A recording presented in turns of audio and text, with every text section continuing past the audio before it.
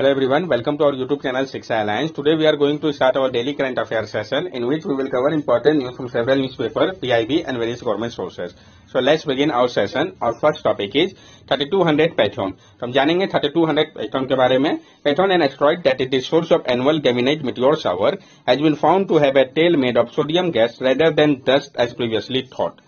जो आपका पैथॉन जो कि एक एस्ट्रॉइड है जो कि सोर्स है आपका एनुअल गेमिनिड मेटियोर शावर का, पाया गया है कि जो उसका टोयल है वो बना हुआ है सोडियम गैस का, ना कि डस्ट का जैसा कि पहले सोचा गया था.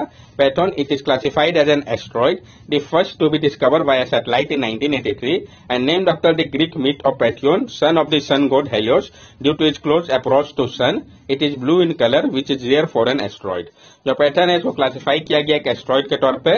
ये पहला है जिसको डिस्कवर किया गया था सैटेलाइट की मदद से 1983 पे, और इसका जो नाम है ग्रीक माइथ पैथॉन के नाम पे रखा गया है जो कि सन थे सन गॉड हेलियोस के. इसका क्लोज अप्रोच के कारण सन तक का ये ब्लू कलर का होता है जो कि रेयर है किसी भी एस्ट्रॉइड के लिए. मिस्ट्री क्या है इसके पीछे का?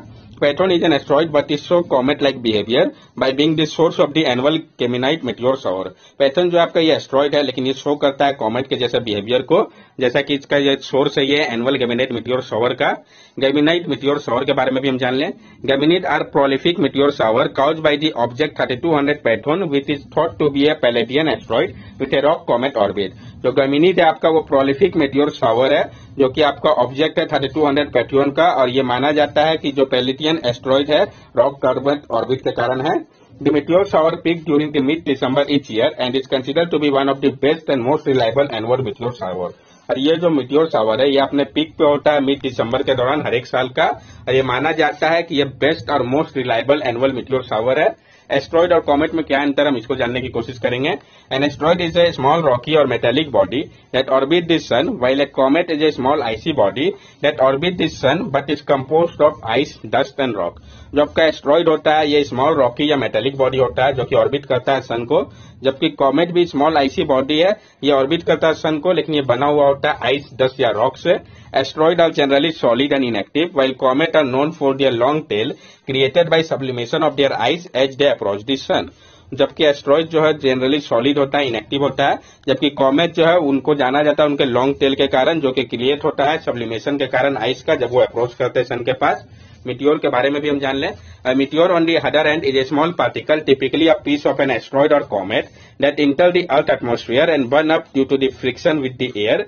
When a meteor enters the Earth atmosphere and starts to glow, it is often referred to as shooting star or meteoroid. जो meteor होता है दूसरी तरफ ये आपका स्मॉल पार्टिकल होता है, टिपिकली ये आपका पीस ऑफ एस्ट्रॉइड या कॉमेट कुछ भी हो सकता है जो कि इंटर करता है अर्थ के एटमॉस्फेयर पे, और ये बर्न हो जाता है फ्रिक्शन के कारण एयर के साथ. जब भी मीटियोर इंटर करता है अर्थ के एटमॉस्फेयर पे तो वो ग्लो करने लगता है, इसी को रिफर किया जाता है शूटिंग स्टार या मीटियोर के तौर पे. नेक्स्ट टॉपिक है हमारा world development report 2023 migrant refugee and society. तो जो वर्ल्ड डेवलपमेंट रिपोर्ट है 2023 का माइग्रेंट रेफ्यूजी और सोसाइटी को लेके, इसके बारे में हम जानेंगे. कोई भी अगर रिपोर्ट है तो किसके द्वारा रिलीज किया जाता है ये बहुत इंपॉर्टेंट हो जाता है. The World Development Report 2023 Migrant Refugee and Society was recently released by the World Bank. तो जो आपका वर्ल्ड डेवलपमेंट रिपोर्ट 2023 है माइग्रेंट रेफ्यूजी एंड सोसाइटी, इसको रिसेंटली रिलीज किया गया वर्ल्ड बैंक के द्वारा.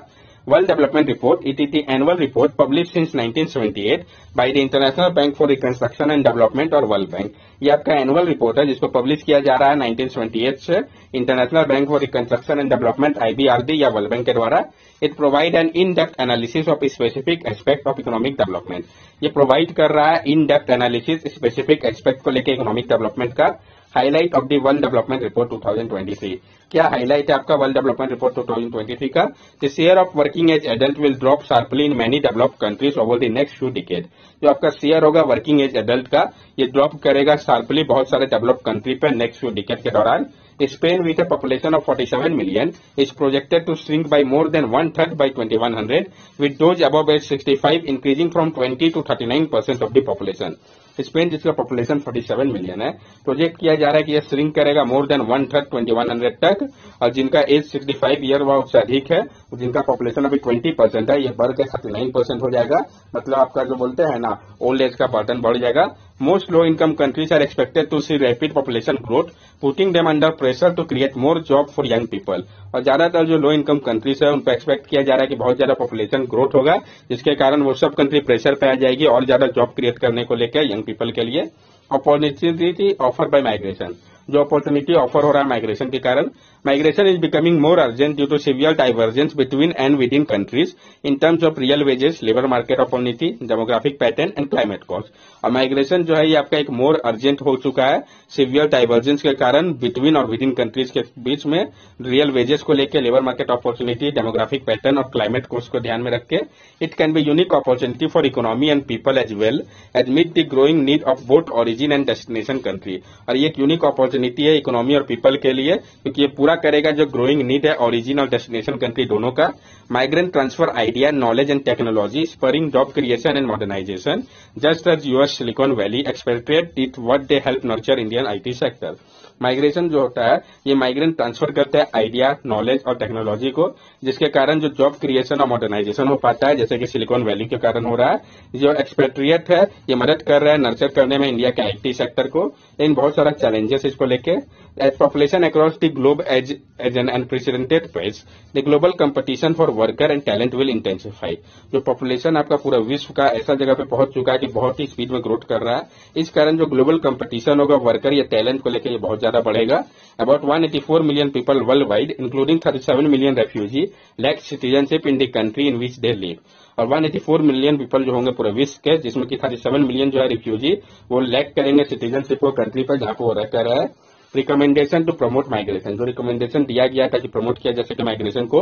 World Bank propose policy to harness economic opportunity and for better migration management in the destination, transit and origin country to mitigate the risk that migrant face. जो World Bank है उन्होंने propose किया policy को ताकि harness किया जा सके economic opportunity को और बेटर माइग्रेशन मैनेजमेंट किया जा सके डेस्टिनेशन, ट्रांजिट और ओरिजिन कंट्री पे, ताकि मिटिगेट किया जा सके जो रिस्क है माइग्रेंट को जिसका सामना करना पड़ रहा है। जैसे कि origin country should make labour migration and explicit part of their development strategy. ये जो ओरिजिन कंट्री है वो लेबर माइग्रेशन को एक एक्सप्लिसिट पार्ट बनाए डेवलपमेंट स्ट्रेटेजी का। Destination country should facilitate their inclusion and address social impact that raise concern among their citizen. और जो डेस्टिनेशन कंट्री है वो फैसिलिटेट करे उनके इंक्लूजन को और एड्रेस करे सोशल इम्पैक्ट को जो कि रेज होकर रहा है कंसर्न को उनके सिटीजन को लेके। Match motive framework, match motive framework जो है combining match and motive, the framework identify policy priorities for country. जो मैच मोटिव फ्रेमवर्क है ये कंबाइन करेगा मैच और मोटिव फ्रेमवर्क को, जो कि आइडेंटिफाई करेगा पॉलिसी के प्रायोरिटी को कंट्री के लिए। जो मैच एस्पेक्ट होगा ये ग्राउंडेड होगा लेबर इकोनॉमी के लिए और ये फोकस करेगा कि किस तरीके से जो वेल माइग्रेंट स्किल और रिलेटेड एट्रीब्यूट है ये मैच करेगा आवश्यकता को डेस्टिनेशन कंट्री का। जबकि मोटिव जो है ये रिफर करेगा सर्कमस्टेंसेस को जिसके अंदर जो है पर्सन मूव करेंगे व सर्च करेंगे अपॉर्चुनिटी को। ये डिटरमाइन करेगा जो एक्सटेंट है जिसके अंतर्गत माइग्रेंट ओरिजिन कंट्री और डेस्टिनेशन कंट्री जो है वो गेन करेंगे माइग्रेशन से। जितना ज्यादा स्ट्रॉन्गर मैच होगा उतना ज्यादा गेन होगा एक दूसरे को। The report also urges for international cooperation and multilateral effort to strengthen the match of migrant skill and the need of destination society। और ये जो रिपोर्ट है ये रिक्वेस्ट कर रहा है इंटरनेशनल कॉपरेशन के लिए मल्टीलेटरल एफर्ट के साथ, ताकि स्ट्रेंथन किया जा सके मैच को माइग्रेंट स्किल के लिए और जो आवश्यकता है डेस्टिनेशन सोसाइटी का। नेक्स्ट टॉपिक है हमारा traditional method of water conservation in India. तो जो आपका ट्रेडिशनल मेथड है वाटर को कंजर्वेशन करने को लेकर भारत में, इसको हम जानेंगे। अलग अलग जगह अलग अलग नाम है मेथड का, हम जानेंगे।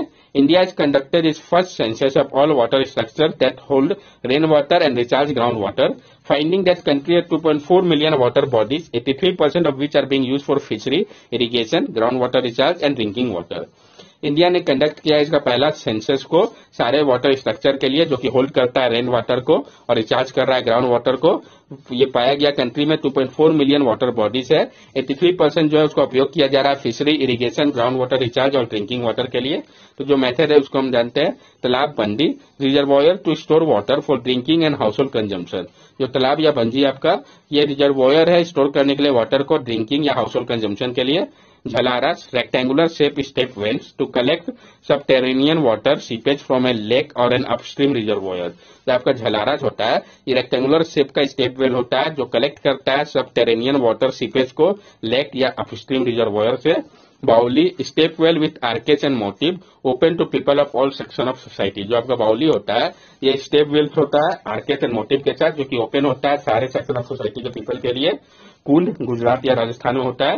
The catchment area is shape like a saucer sloping toward the circular underground well at the centre for rainwater harvesting. तो ये जो आपका कुंड होता है गुजरात या राजस्थान का ये कैचमेंट हो गया होता है जो कि शेप रहता है सॉसर के जैसा स्लोपिंग होता है सर्कुलर अंडरग्राउंड, जहां पर सेंटर होता है ये रेन वाटर हार्वेस्टिंग के लिए। बावरी राजस्थान का आपका stepwell that divert rainfall to artificial tank via canal और हिली टेरेन। बावरी जो आपका राजस्थान का ये स्टेप वेल होता है जो कि डाइवर्ट करता है रेन वाटर को आर्टिफिशियल टैंक की ओर कैनाल या हिली टेरेन की मदद से। टैंक का थार डेजर्ट रीजन जो है आपका राजस्थान का वहां पर होता है। Cylindrical paved underground pit for rainwater harvesting from courtyard rooftop and artificially prepared catchment. ये आपका सिलेंड्रिकल पेव्ड अंडरग्राउंड पिट होता है रेन वाटर हार्वेस्टिंग के लिए। कोर्टयार्ड रूफटॉप या आर्टिफिशियली प्रिपेयर्ड कैचमेंट होता है। नादी जो है आपका विलेज पॉन्ड होता है जहां पर रेन वाटर को कलेक्ट किया जाता है नेचुरल कैचमेंट एरिया के लिए। बम्बू ड्रिप इरिगेशन सिस्टम जो है आपका नॉर्थ ईस्टर्न इंडिया का है। यहाँ पे इरिगेशन टेक्निक में उपयोग किया जाता है बम्बू पाइप का ताकि ट्रांसपोर्ट किया जा सके वाटर को पेरिनियल स्प्रिंग से।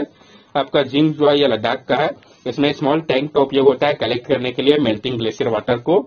जो आपका कुल्स है हिमाचल प्रदेश का, इसमें सरफेस वाटर चैनल होता है इरिगेशन के लिए फिल टैपिंग ग्लेशियर वाटर को रिवर और स्ट्रीम की मदद से। जैकवेल जो कि आपका ग्रेट निकोबार आइलैंड में होता है, ये स्मॉल पिट होता है रेन वाटर हार्वेस्टिंग का जिसको कंस्ट्रक्ट किया जाता है उपयोग करके बम्बू या लॉग और वुड की मदद से। वाटर हार्वेस्टिंग स्ट्रक्चर जो है आपका रेमटेक महाराष्ट्र का, ये नेटवर्क है ग्राउंड वाटर और सरफेस वाटर बॉडी का, जहां पर टैंक को कनेक्ट किया गया है अंडरग्राउंड या सरफेस कैनाल के साथ ताकि जो वाटर का फ्लो है फुटहिल से प्लेन तक के लिए आराम से हो सके। नेक्स्ट टॉपिक हमारा श्री रामानुजाचार्य और आदि शंकराचार्य। इनके बारे में हम लोगों ने पहले भी कंसीडर कर रखा है, पीआईडी में आया था, काफी इंपॉर्टेंट हो जाता है। तभी हाल ही में प्राइम मिनिस्टर ने ट्रिब्यूट दिया था जगत गुरु आदि शंकराचार्य को और श्री रामानुजाचार्य को उनके बर्थ एनिवर्सरी के दौरान। तो हम जानेंगे दोनों के बीच में क्या कंपैरिजन है, बर्थ और लाइफ टाइम। तो आदि शंकराचार्य जो थे उनका जन्म 788 सीई पे हुआ था कालाडी केरला पे, और उनका निधन जो था 820 सीई पे हुआ था। जबकि रामानुजाचार्य का जन्म 117 सीई पे श्रीपेरुम्बदूर तमिलनाडु पे हुआ था और उनका निधन जो था 1137 सीई पे हुआ था। आदि शंकराचार्य और श्री रामानुजाचार्य के जो और फैक्ट है इसको समझते हैं। फिलोसफी की बात करें तो आदि शंकराचार्य की जो फिलोसफी थी वो आपकी अद्वैत वेदांता थी, नॉन ड्युअलिज्म।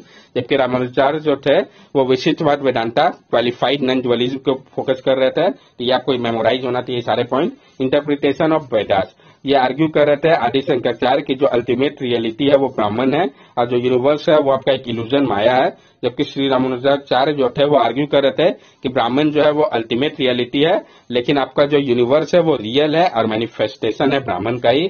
अप्रोच टू गॉड के लिए क्या कहा गया था आदि शंकराचार्य के द्वारा, focus on importance of renunciation and meditation to realise the ultimate reality. ये फोकस किया जाए जो इम्पोर्टेंट है रिन्यूसिएशन और मेडिटेशन के ऊपर ताकि रियलाइज किया जा सके अल्टीमेट रियलिटी को। जबकि श्री रामानुजाचार्य कह रहे थे फोकस करना होगा डिवोशन भक्ति के ऊपर ताकि अचीव किया जा सके यूनियन को डिवाइन के साथ। स्क्रिप्चर की अगर हम बात करें तो focus on importance of Upanishad and ब्रह्म सूत्र, जो आदि शंकराचार्य थे वो फोकस करने को कह रहे थे जो इम्पोर्टेंस है उपनिषद और ब्रह्म सूत्र का। जबकि रामानुजाचार्य जो थे वो फोकस करने कह रहे थे जो इम्पोर्टेंट है भागवत गीता और दिव्य प्रबंधम के ऊपर। इन्फ्लुएंस की अगर हम बात करें तो उन्होंने रिवाइव किया था आदि शंकराचार्य ने हिंदुइज्म को और मदद किया था यूनिफाई करने में various philosophical school of thought को। वो फाउंडर थे 4 मथाज के मोनेस्ट्री के इंडिया में। श्री रामानुजाचार्य जो थे उन्होंने पॉपुलराइज किया था डिवोशन को विष्णु के लिए और मदद किया था रिवाइव करने में भक्ति मूवमेंट को इंडिया पे। तो किसने किया था ये इंपॉर्टेंट पॉइंट है। की वर्क की अगर हम बात करें आदि शंकराचार्य की तो विवेकाचूड़ामणि, उपदेशा, सचारी एंड कमेंट्रीज था उपनिषद, भगवत गीता और ब्रह्म सूत्र के ऊपर। जबकि रामानुजाचार्य का जो वर्क था सॉरी भाषिया, वेदांत सारा, कमेंट्री था भागवत गीता के ऊपर, इनका भी लिगेसी। ये उनको माना जा रहा था आदि शंकराचार्य को कि ये one of the most influential thinker थे इंडियन फिलोसफी के और उनका जो टीचिंग है उसका काफी इंपैक्ट पड़ा था इंडियन इंटेलेक्चुअल और स्पिरिचुअल लाइफ के ऊपर। श्री रामानुजाचार्य का जो टीचिंग था इसका सिग्निफिकेंट इंपैक्ट पड़ रहा था डेवलपमेंट को लेकर भक्ति मूवमेंट के ऊपर और साउथ इंडियन कल्चर पे, और उनको वाइडली माना जा रहा था कि वो एक सेंट है और उनका लिगेसी जो है वो कंटिन्यू इंस्पायर कर रहा था डिवोशन को विष्णु के लिए। स्टैचू की अगर हम बात करें तो जो 12 फुट का स्टैचू है आदि शंकराचार्य का वो केदारनाथ उत्तराखंड में है, ये इंपॉर्टेंट पॉइंट है। जबकि श्री रामानुजाचार्य का जो स्टैचू है इक्वालिटी का वो आपका आउटस्कर्ट्स में है हैदराबाद तेलंगाना के। तो दोनों के स्टैचू कहाँ पे है ये इंपॉर्टेंट पॉइंट है। नेक्स्ट टॉपिक हमारा दिल्ली जफर महल। तो दिल्ली का जो जफर महल है इसके बारे में हम जानेंगे।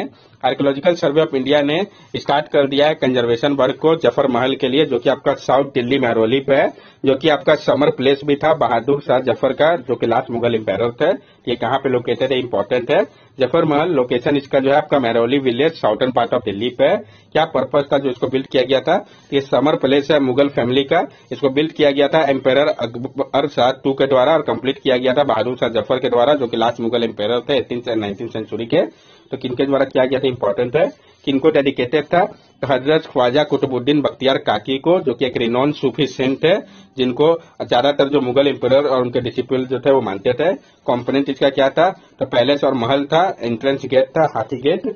लीगेसी की अगर हम बात करें तो ये जो महल है जहां पे बहादुर शाह जफर जो कि लास्ट मुगल एम्पायर थे वो विश किए थे कि उनको बरी किया जाए, लेकिन इनका ग्रेव जो है वो एम्प्टीज था। ये जो एग्जैक्ट बुरियल प्लेस है बहादुर शाह जफर के सन और ग्रैंडसन का जो कि एग्जीक्यूट किए गए थे ब्रिटिश के द्वारा, वो अभी भी अननोन है। नियर बाई की अगर हम बात करें तो दरगाह कुतुबुद्दीन बख्तियार काकी इसके नियर बाई है। सिनोटेप जो है कंटेन करता है ये सिनोटेप को, जो कि एम्प्टी टॉप होता है लेटर मुगल एम्पायर का। फेस्टिवल की अगर हम बात करें तो जो आपका एनुअल फेस्टिवल या प्रोसेशन है जिसको कि हम फूलों की सैर भी कहते हैं, ये स्टार्ट होता है जफर महल से और इसको स्टार्ट किया गया था ख्वाजा बख्तियार काकी के द्वारा एक प्रोटेस्ट के तौर पर ब्रिटिश के खिलाफ। That's all for daily current affair session. अगर आपको हमारी वीडियो अच्छी लगी हो तो हमारे चैनल सब्सक्राइब करें, हमारे वीडियो को लाइक करें और ज्यादा से ज्यादा शेयर करें। These are our social media link. From here also you can stay connected with us and give us your valuable feedback. Thank you and have a nice day.